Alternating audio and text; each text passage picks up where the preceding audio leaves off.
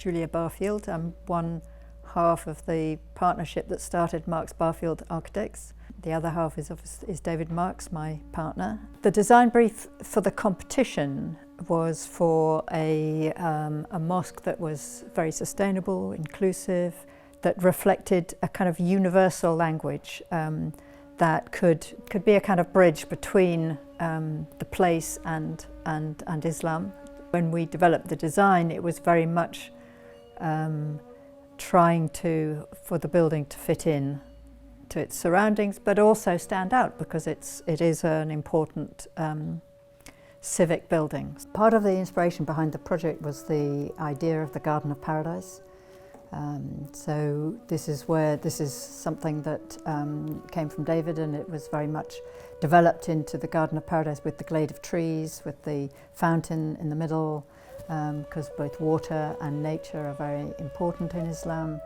And when Emrah Clark came on board, she too had the same idea of using the idea of the Garden of Paradise and the formal garden. Keith Critchlow was one of our tutors at the Architectural Association when we were studying there in the 1970s. You know, he's a master of Islamic geometry. He determined the underlying geometry of the building, and for that he chose the breadth of the compassionate pattern, which is based on octagons, and that was the pattern that kind of underlies the entire building geometry, but also manifests itself in, for instance, in particular the atrium tiles. It's very kind of obvious there, but also in the trees. You know, he developed the design for the grills based on the Arabic patterns, and he developed the design for the windows and the design for the doors. All of his drawings are by hand, generally by pencil. What we did was we took the pattern and made it into 3 dimensions. We had Keith Critchlow involved right at the first stage of the design, and we had many conversations in terms of the symbolism of the Islamic art.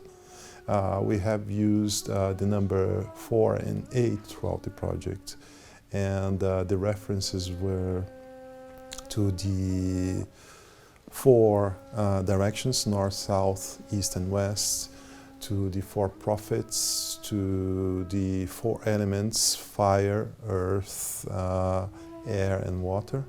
The dome in a mosque is symbolic of the vault of heaven, and so for this project Professor Critchlow designed a series of celestial patterns which are typically used to reflect the vault of heaven, and he provided us a series of hand-drawn sketches of the pattern and how you translate a 2D pattern to a 3D shape, and to a sphere, how you project a geometry onto a sphere, and this was done using a truncated cuboctahedron, which is a sort of approximation of a sphere. Because on the dome we have what? We have a 16 star shape, we have a 12, and we have a 8.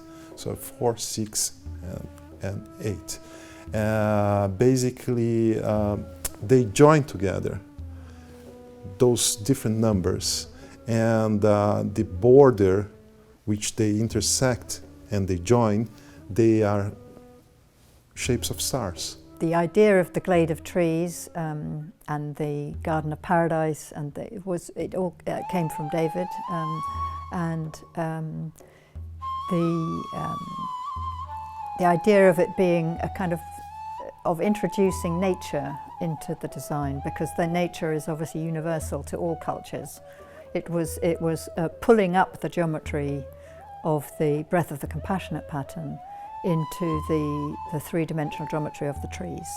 Well, what I like to say is that basically it was some sort of a marriage between the rigid Islamic art with all its arches and fixed radius and everything, with the flexibility of the timber structure, which doesn't have a fixed radius, or it's not really Euclidean, it's a band shape.